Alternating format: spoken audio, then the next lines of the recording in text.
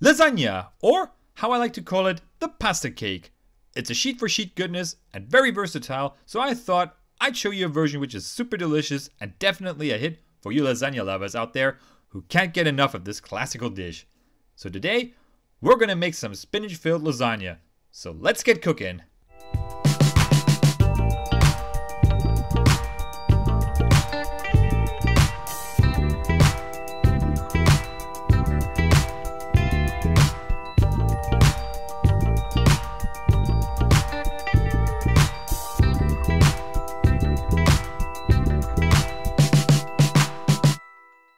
Right, it's gonna take a while to make this dish, but in the end you'll be rewarded with a satisfying meal. And we're gonna start off with some nice tomato sauce.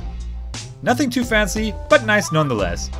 So into a pot over medium to high heat with about 2 tablespoons of olive oil, we're gonna chuck in 1 big ass chopped up onion and saute that sucker for about 5 to 7 minutes, or until it looks like this. Then we're gonna throw in 2 chopped up garlic cloves. Stir that in for a while, maybe 2 to 3 minutes, and after that, we're gonna use some pureed tomatoes. We mix everything well together, and then we can start off with some spices, and every good pasta sauce must have a few spices in it. So we're gonna use a teaspoon of basil, and of course oregano, a teaspoon of salt, and a teaspoon of sugar, and that should do the trick. We cover that up. And while that's cooking, we can start off with the spinach. Now I have to admit, where I live, I never really come across some fresh spinach. But if you do happen to find some, absolutely use it. Of course you can use the frozen one, that's totally fine. So I use half a package and just let that simmer over some boiling water until it's cooked. Like so.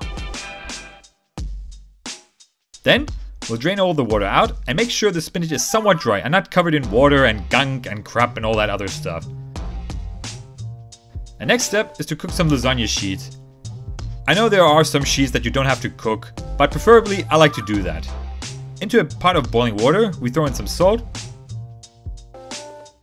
throw them in, and let it cook until they're nice and floppy in the end.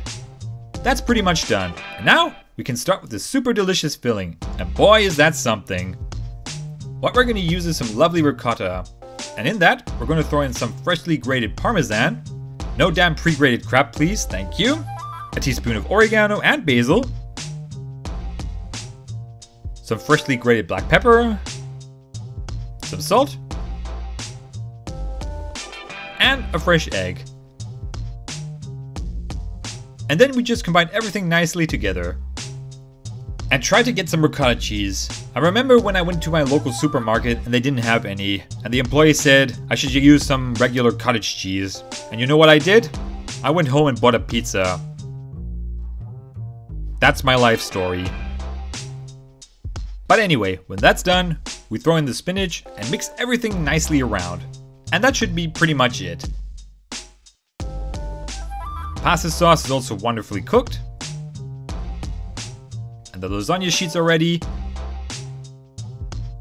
And so we can start with the assembly. I lay the lasagna sheets on the baking sheet side by side, and now we can gently spread 2 tablespoons of that cheesy goodness on the pieces and spread them across.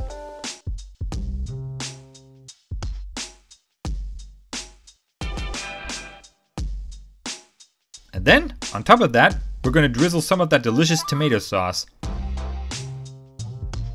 And round it up with some freshly buffalo mozzarella. You can't go without that. So that's pretty much done, and the next step is just to roll them up.